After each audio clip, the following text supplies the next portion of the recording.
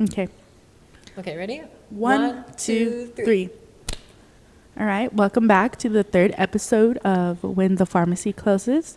I'm your host, Clarissa. And I'm your second co-host, Chris. Let's see how long we can keep up with the number of episodes we're on. I know, we'll probably forget after this one. Watch us upload them in the wrong order, too. No, I don't think that'll happen. I think we just got to go back and remember. We just label them. We're like, episode 3. Episode 3, and then we get it confused anyways. All right, so today we wanted to talk a little bit about why we wanted to do pharmacy school. I think it'd be a good topic, I guess, just so people know why we decided to suffer for 4 more years after undergraduate school. We say that lightly, though, because, I mean, we're enjoying the process. It's difficult. Don't get us wrong. No, don't do that. I'm shaking my head, just in case you're not watching the video.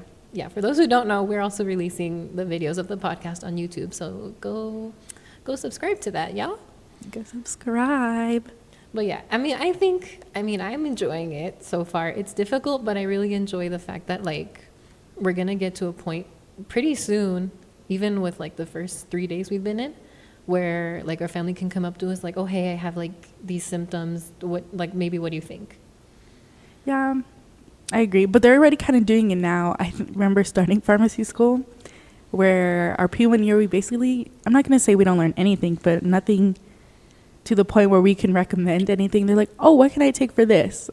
Yeah, like the first year was very, I guess, communication based, like how you actually talk to the patient, how you counsel without, like, do it in a very patient-led way. More, yeah, I guess how to, quote unquote, like interview the patient, how to communicate with them. Right, and involve them in their own care. Yeah, I'm not really recommending any recommendations yet. And I think it's so funny that they're like, oh my God, you're going to be a doctor.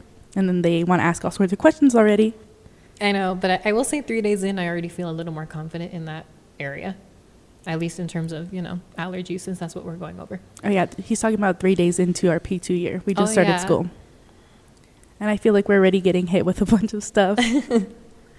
But, the episode we had released right before this was for, like, day in the life of a P1. And it was kind of us giving advice to P1s. We really hope that's going well for y'all if you're listening. Mm-hmm. I know school already started and that episode came out or is going to. Oh, no, it's already out. It's already out. Oh, yeah. By the time this is released, it's already out. Yeah, by the time this is released, it's already out. And it was already a little late by the time school started. But I hope some of you are able to listen to it, take our advice as you started school. And hopefully you found the episode very helpful. Right. So tell me, Clarissa, what first gave you the idea of, like, pharmacy? What gave me the first idea of pharmacy, I think, is, well, me and Chris both went to Silva High School. I think we mentioned that in the first episode, but if we didn't, we both went to Silva High School together. And I think that's where I really got the idea of pharmacy, because we did the Pharm Tech program, and that's where I got introduced to a community pharmacy setting. Mm-hmm. And I think that's really where it sparked my interest. Would you say that you had pharmacy as an idea prior to high school? I think prior to high school, I didn't even know what pharmacy was. I don't think so either. Yeah, I think everybody I had the general knowledge that everybody else had of going to Walgreens. You see the people or the individuals in their white coat, and you're like, oh, they give me my medicine. Right. Or, oh, you can ask them a question about our medications. But that's really all I knew about pharmacy. Like, I know Walgreens, CVS. That's all I really knew. I didn't know in depth, not even to what, like, technicians did before we did the program. Mm-hmm. I think not necessarily that we take it for granted, but I think, like, we only see the, like I guess the human portion of it. Like, we don't see, like, the whole computer part that goes into it, the different, like, the way they analyze the patients, the way that they do all the different, like, considerations to choose the best options. Like, there's a lot of thought that goes into pharmacy that I didn't know before choosing it. Yeah, like, as a patient, you just go say what you're there for, say your name, your date of birth, and they give you your meds, Mm-hmm. But yeah, I think that was I think that was my very first encounter with pharmacy when we got to the high school program. Mm-hmm. I think I fell in love with it because I guess it's still more patient interaction while not being directly with the patient. I mean, you do have direct contact with the patient, but it's nothing. I guess I would say like a nurse. They're seeing them every day. They're doing things for them. And although we are doing things for the patient, it's not direct contact with the patient. I think a good way to put pharmacy is like behind the scenes. Behind the scenes, yeah. So behind the scenes, I like the aspect of being the medication expert, if that makes sense. I agree. I think it's actually quite impressive that like you can tell a pharmacist like I'm having these problems or maybe I'm taking this medication and these side effects. What do you think? And Mm-hmm. it's like they have the knowledge. We will have the knowledge to kind of be like, oh, like maybe this is why or this is an alternative. Like it's quite impressive. Mm-hmm. And I think I also fell in love with the aspect of pharmacy is always changing. There's new medications coming out all the time. And I think it's a career in which you're always going to learn. And if you're not a person who likes to learn, then maybe pharmacy isn't for you. But I like to, I guess, explore my options, learn more, and like how I can reach out and help the patient depending on their disease state. Mm-hmm.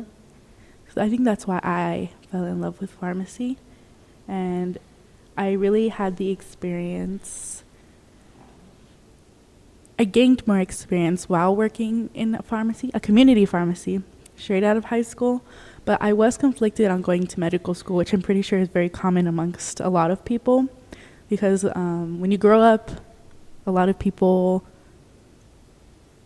I think it's a very common, when I grow up, I want to be fill in the blank. I think doctor's a very common one. Yeah, like when you're little, you're not going to think, oh, I want to be a pharmacist when I'm little. You know, it's always, I want to be a doctor. I want to be a nurse. I want to be a firefighter. I want to be an astronaut. Yeah, I want to be an astronaut. Just things that, I guess more common things that you end up seeing. Not until you grow older is when you see all the different fields of healthcare that you can actually go into. Mm-hmm. So, yeah, I wanted to go into medical school, and I even bought the books for the MCAT. And I remember I tried studying for it or tried to start implementing a routine. I would look up videos on how people like their study schedule. Mm-hmm. And I remember like feeling so overwhelmed because I didn't know what study schedule or how the order should be, like to apply to medical school, to take the MCAT. Right. And it's so complicated, you know? So I remember thinking like, maybe this isn't for me. And I did want to do medical school, I think, because I was more pressured by previous pharmacists that I work with, coworkers. At the time, they would tell me, like, you know, pharmacy is not worth it. Like, pharmacy, like, if you're going to be a doctor, might as well just go to medical school. And I did want to be an anesthesiologist, which is still medication related. Mm-hmm.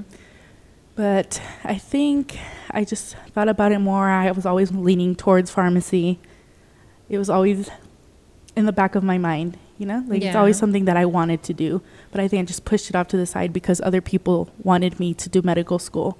So I kind of focused on that while still having pharmacy on the back of my mind. Mm-hmm. So after studying for the MCAT for a little bit, not finding my routine, I feel like I just never found a routine. Like, it just never was in my heart, you know?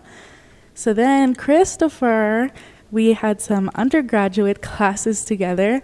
And I remember him telling me that he got accepted into pharmacy school, right?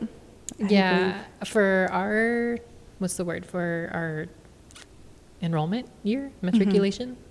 Yeah. Fancy word, insert here. For when we went in, I know that the first application cycle was in October. Mm-hmm. And so I did it that first one. So I knew a year in advance that I got accepted to the pharmacy school here at UTEP. Mm-hmm. And at that point in my, I guess, undergraduate career, I was, well, at the end of the semester in which Chris found out that he got in, I needed one more semester, which I would graduate. I would have graduated the fall of 2023, and I was still undecided. I know that if I finished my bachelor's degree, I would have had to wait another year to enter pharmacy school because they don't accept new cohorts in the spring. Right. So I would have had to wait a whole year. And I remember Chris coming up to me, and he knew that I was, you know, undecisive about picking medical school or pharmacy school. And he told me about the last cycle. I think I applied for the very last cycle. Was it the last cycle? In May, I think. Yeah, I applied for the last cycle. That would be the 2026 cohort. And then he was like, just try it. We didn't need the PCAT, which was a plus. More about that later. Yeah, more about that later. But I think that was not a deciding factor for me, but it did motivate me to apply for pharmacy school. It took up like a lot of stress, I'm sure. Yeah, it did take away a lot of stress because it was something that I didn't need to study for or by the books.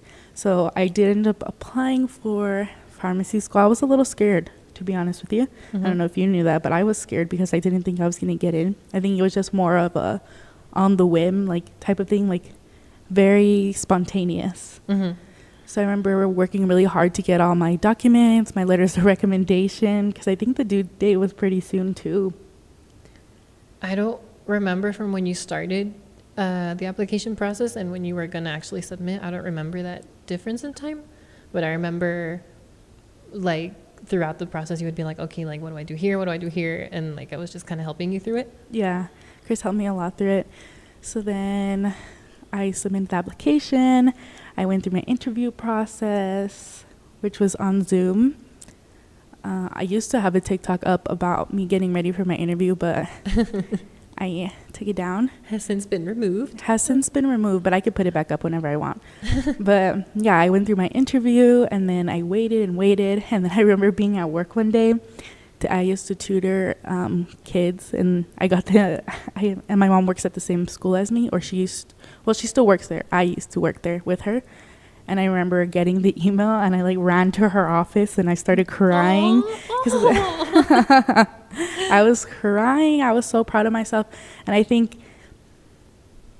getting into pharmacy school was a big deal for me. I think because at the time that I applied, I was I think I was at a low point, even in my first year of pharmacy school. Maybe we could talk about that in another episode. But the last semester of my undergraduate, I was in a very low place. And I felt like I was not like progressing forward. I feel like I was just stuck. Kind of like in a rut. In a rut. Like my studies weren't the best. I mean, I was always a good student, in high school. Like when I first started college, I would study. I was on top of things, and I feel like I lost motivation my last semester. And I know we were taking like biochem, we were taking like hard courses together, right? And I don't know if I got discouraged because it just wasn't going well, but I just remember being like so sad in that time in my life. So I feel like I'm getting emotional. But I feel like just like entering pharmacy school was a big accomplishment for me. Like it gave me that. And although I still struggled my first year, like mentally, I think it just gave me that push forward that like I could do something with my life. Like I could, if I put my mind to it, like I could do it, I think that's why I cried when I first got accepted. Yeah, like I ran to my mom and I was like, I could do it. Like we were so proud, So I think ever since then I've just tried to take it little by little, like with grace. So now here I am, struggling, but we're doing fine. Trying my best now as we start our P2 year. I want to like hold your hand. I'm like, oh. We had like an emotional moment. I was almost going to tear up, but I held it in. But yeah, that was my story. And now we're here. It was a long process. And obviously I love the patient care. Like, I don't want you guys to think that I'm doing it for like other reasons. I really genuinely love to be here. I love to go above and beyond for the patients, especially when we go on our rotations. Like I'll go out into the aisles and I'll find stuff for the patients, just to do anything that'll help them out. That's what I love the most. But yeah, that's a little bit of my story. So enough, I've been talking forever. So Chris, tell me how you got into pharmacy. Really quick, just to like, I guess, add to the when you found out. I remember I was at work and I was with my supervisor. She was having me do like some like competencies or something for like the IV room. And honestly, I was like really bored with it. But I knew you were applying and it was during that time and you texted me. And I remember like almost exactly the message I sent you back. I was like, I'm silently screaming in front of my supervisor. His supervisor? Yeah, so I was very excited. Yeah, I was excited to like go into pharmacy with somebody that I already knew, because I knew it was going to be a scary change, a big change. So I'm glad that me and Chris are going through it together. And then as for how I got into pharmacy, it's a little different. So I wouldn't say I initially wanted to go into pharmacy for like the knowing what the career was about. I knew I was always interested in medicine, but I think it took me a long time to realize that like I was not one to really deal with like kind of like bodily fluids and stuff like that. Or I don't want to call myself necessarily like a germaphobe. But oh, did you hear that raspiness? Yeah. But I don't want to call myself like a germaphobe, but I think around like if someone like gets sick around me, or maybe someone has like something really serious, I think I kind of close off. Yeah. And that really like takes away my ability to communicate with the patient and stuff like that. So I think around like the end of middle school or like beginning of high school, I realized like being a doctor, being a nurse, being something that was that involved in patient contact, I wouldn't be good in that career, and it wouldn't be good for a patient either. Yeah, I think I can relate to you on that, because when I was thinking of being an anesthesiologist, I used to be really good with needles, okay, guys? Like, when they would take my blood. Like, I used to be the type of person, the weird person that would be like, oh, I could look at them, put the needle. Like, I can watch my blood come out. And now? Now is a different story. Now I go in to get my blood drawn, and I get so nervous. And there was this one time, this is going a little off topic, I'm sorry. Okay, that's all right. But there's this one time where I needed to get my TB test, and there's a blood test for that, right? And it was just 4 little tubes, 4 1 milliliter little tubes, right? So the lady is taking my blood, and obviously I look away because I can't deal with needles anymore. So I'm looking away, just trying to breathe. I just got out of practice and I hadn't eaten anything, so maybe that contributed to it. Oh. Yeah.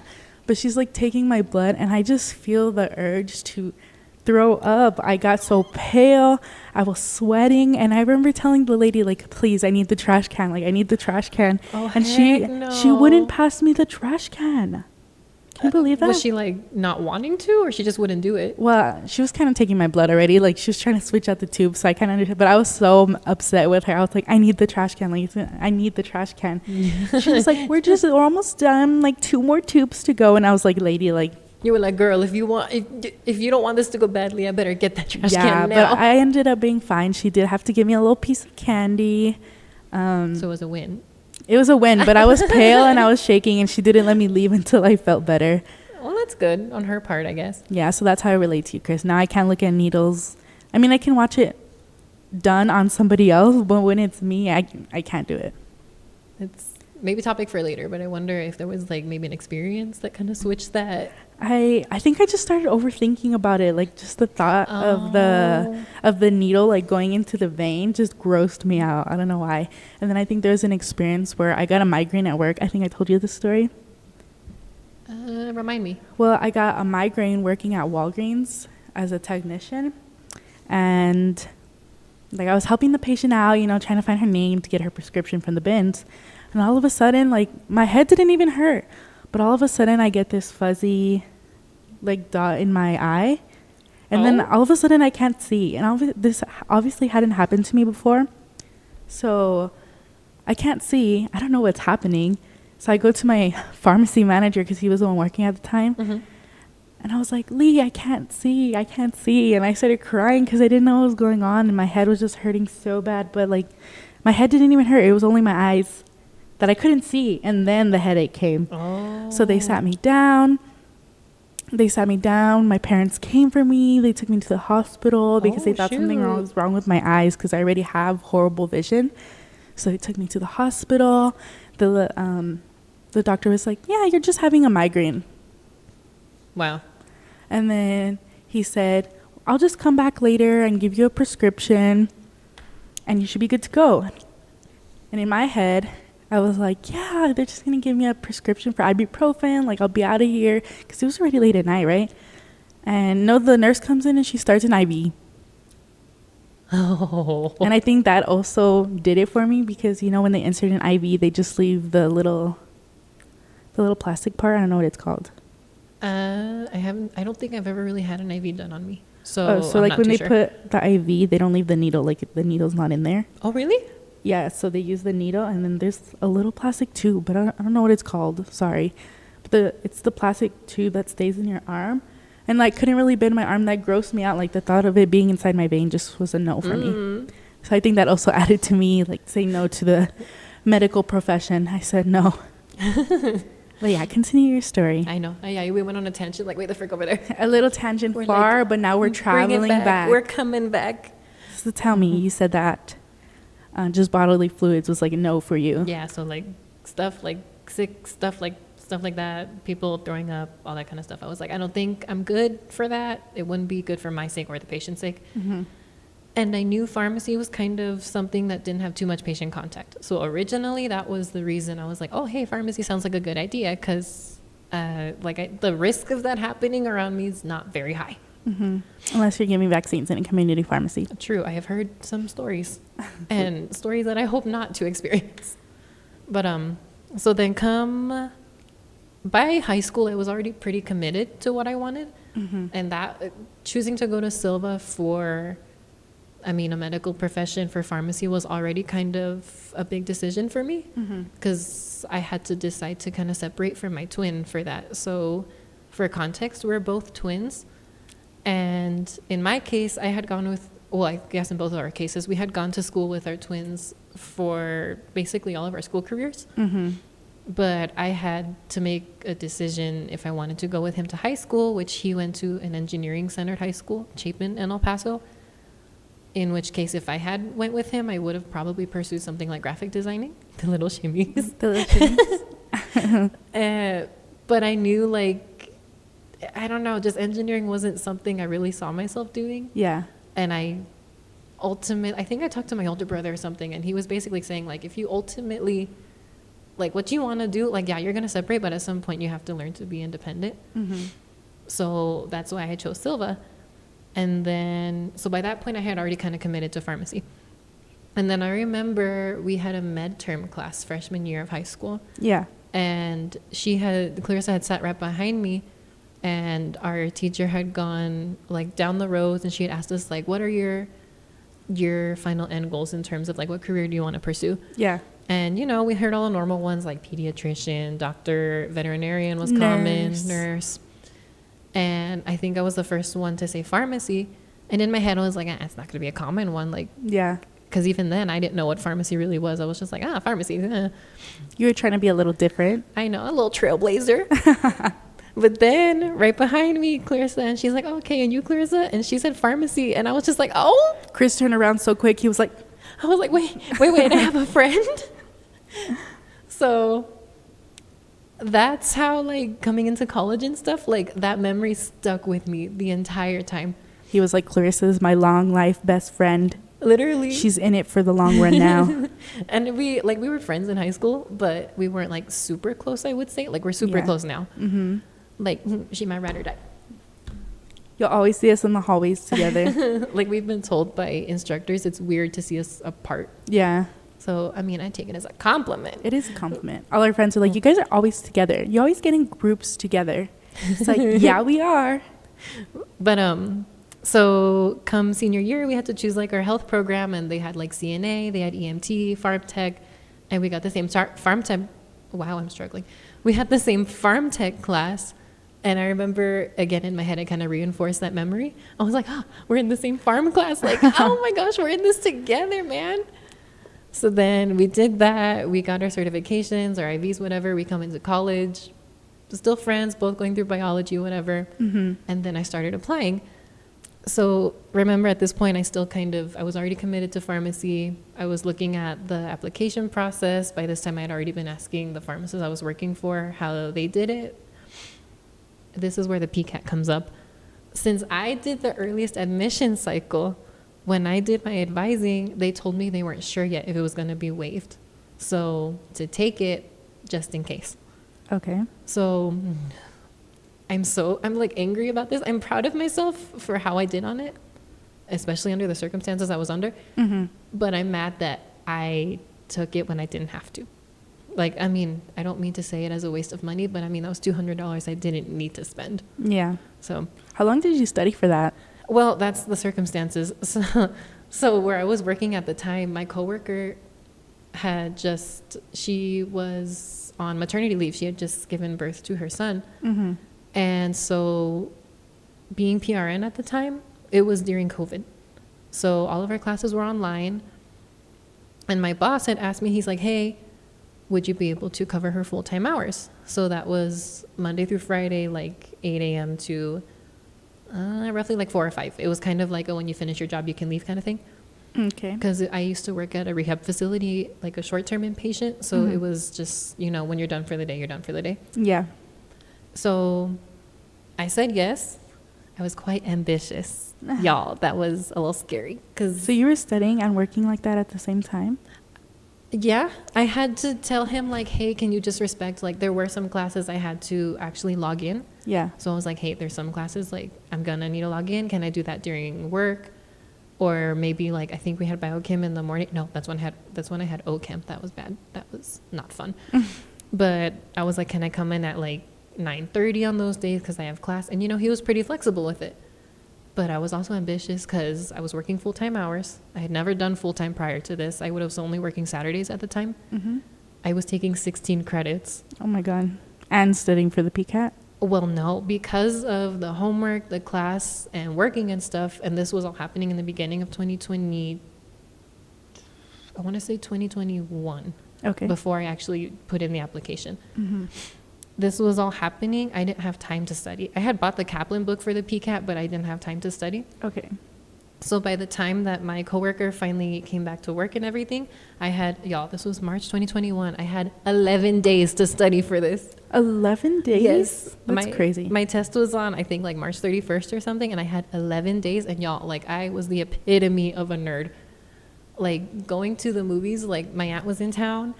Hell, during the previews, I'd be studying that book. We went to a restaurant before the food came. I'd be studying that book. Oh, my God. I would never drive. I would tell my mom, like, hey, or my brother, can you drive? And I'd be studying. Like, I was hardcore into that book. Now, ask me to recall information from that book. I can't do that. You probably can. If you didn't know, Chris is one of the smartest people that I know. He's literally a sponge. He, like, soaks everything up and he just gets it. But, well, thank you, first off. But I think at that time, it was just very... Like, I gotta do it. Like, do it now, forget it later kind of thing. And it ended up working. It worked out pretty well. I had those very few days to study, but maybe it was the adrenaline or I don't know. Who knows? But I ended up scoring in, like, the 91st percentile. A lot of it was guessing. Guessing? Literally, I would look at the questions, especially in the OChem section, and I was like, I don't know what's going on here. Or even in the writing section, like, I tried to memorize so many statistics because I knew it was really helpful to write with some sort of actual number. Yeah. And I fully knew writing that essay. I was like, I couldn't fully be making up this number. Like, I knew the statistic I was trying to remember, but I was like, this number, girl, is gone. Yeah. I don't know what it is. But yeah, so took the PCAT, did pretty well. So obviously that probably helped my application, even though it wasn't needed. It's okay. That just added to your application. Yeah. So, I mean, it was a confidence boost for sure. Yeah, because if you think about it, how many more of us actually took the PCAT? Right. You know, so it probably did help you in the application process. Mm-hmm. So it was a plus. It's okay. Yeah. So put in the application, got accepted. And then I remember, so we came in 2022, fall of 2022. Mm-hmm. And around maybe March or February, you started expressing interest. But I remember, so this is when she kind of, I had always known, like, it was kind of between pharm and med school, but you had started mentioning med school more at this time. And remember, that memory was stuck in my head that we both said pharmacy in freshman year. So when she mentioned, like, oh, I think I'm going to go for med school, my heart it kind of broke a little. He said, I was like, no, my friend that I was going to have going into pharmacy school was like, she's going to go for something else, which, don't get me wrong, like, I would have supported her 100%. And I don't know if I was helping you through that process per se, but I remember I was like, oh, hey, like, yeah, of course, go for it. I don't even think there was a process. I couldn't even come up with a schedule to study for the MCAT. Let's be real, though. The MCAT is, like, super intimidating. It is. The PCAT is nowhere. I mean, nah, I'm not even gonna try to sugarcoat it. It's nowhere near as intense as the MCAT. Yeah, I don't know. Because when I bought the MCAT books, there was like 7 books that came in that set. Ew, I bought one. And I still have those books. Oh, Yeah, I'm trying to sell them. you should, honestly. My dad put them on OfferUp, but nobody wants them. Oh, because they're like, ew. Yeah, like who wants MCAT books, you know? Yeah, but I think for a little bit, I don't know if I kept questioning you about pharmacy school, because in my head I was like, I'm a getter to go to pharmacy school. It's like, we're gonna do this. We got this. And I think for a while you were questioning, like you started expressing to me, you were like, pharmacy, like I might still want to do it. You were like, I don't know if I want to do med. Mm-hmm. And I remember I would just tell you, like, obviously, like whatever you do, I'm gonna support it. But like, don't, especially with something as big as med school and farm school, don't invest so much money into something you're not gonna enjoy doing for life. Exactly. Mm-hmm. So then when she last admission cycle, whatever, decided like, oh, hey, I'm gonna do pharmacy, I was like, I think that was the most spontaneous thing I've ever done in my life. but I was so happy. But it was a good choice. Here I am. I know. 2 years, well, 1 year in, starting the second year. Yeah. So I was really happy. But I'd say the main start of when I was really excited for pharmacy, because until I'd say maybe like second year, third year of college, the main motivation was medicine, but not direct patient contact. Okay. And then we started biochem. Contrary, or not, that's the wrong word. Unpopular opinion is what I meant to say. I really loved biochem. I hated biochem.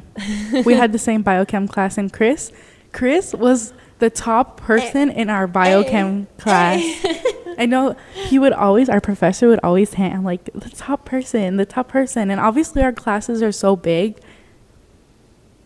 I couldn't imagine like who would be the top person. Mm-hmm. And then like, he announced it and it was Chris, and I was like, no way, it was Chris. But I really, really found it interesting to see like how the body works and how we can give some sort of agent to manipulate how the body works. And then the way I like to put pharmacy is that you're safely poisoning people. So like that doesn't sound good. It doesn't sound good, but if you think about it, you kind of are. You're just giving them a safe dose of something that, in too much could be harmful. Yeah. Which, I mean, I guess you could say that about anything. Mm-hmm. But, medications I like to call poison. It sounds fun. It sounds fun. Well, to us. To us. Nobody tell the patients that, please. But, yeah, so I think that's when I really got interested in pharmacy, and then I got excited for pharmacy school.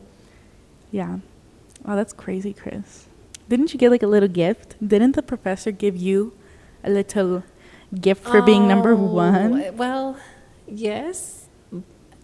It wasn't an amazing gift. What was the gift? I want to know. It was like a... At least he tried, I think. Yeah. It was during a time, I don't know, I think TikTok was already out at the time, Mm-hmm. when there was a trend where people got like those little magnifying glasses on their phone cameras and were like scanning their skin for like any like, I don't know, dead skin cells or whatever. So it was one of those. Oh my God. But it was like a dollar store, Amazon quality kind of version. So I was like, oh, cool. Like, thanks, dude. Yeah. That's so funny. Chris. I don't even think we sat together in that class. We didn't. Who did I sit with? I think I sat by myself. Didn't you sit with like Desi for a little bit? Honestly, can't remember, but I remember struggling so hard in biochem. Like, I passed that. I don't know how I passed that. Chris is so smart. He still is so smart. But yeah, I'm finally glad that we got to do this together. Me too. I'm really enjoying it, and we got really close now. Hence, I mean, we're doing the podcast, y'all. So yeah, we're doing the podcast together. We're always together. We sit next to each other.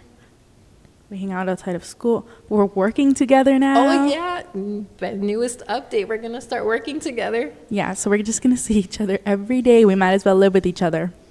We should move in. It's an idea. Get an apartment. Yeah. But I think that's really it for today, I think so.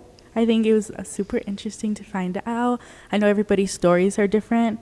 And I know me personally, I like to hear how people got into pharmacy school, med school, like any type of medical career. Mm-hmm. It's interesting because each pathway is always different. Like some people can be a business major or a, what is it, pre-law major, and all of a sudden they'll like switch. Or some people even have like completely different degrees and then you just see them here. Or the people that are like theater majors and then they apply for medical school or pharmacy school. And it's always interesting to hear how we all got to the same point in our career and then how we all met. Like everybody's paths just came in together, you know? And I'm just happy that we got here.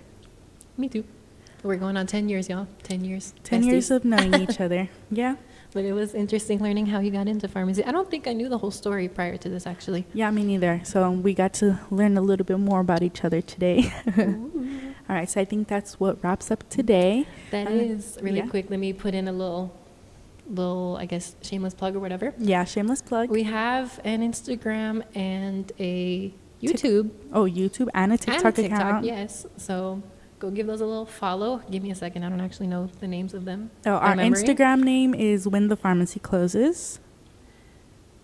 And then follow us on TikTok. It is at WTPC, stands for When the Pharmacy Closes, .pod. And on YouTube, give us a little subscribe. We're going to post these videos on YouTube of our podcast. And that is at RX Closes Pod. RX Closes Pod on YouTube. All right, that's it for today, guys. I hope you have a good day, good night, whenever you're listening to this. Just I hope you have a good time. Thank y'all for listening. Thank you for listening. Bye.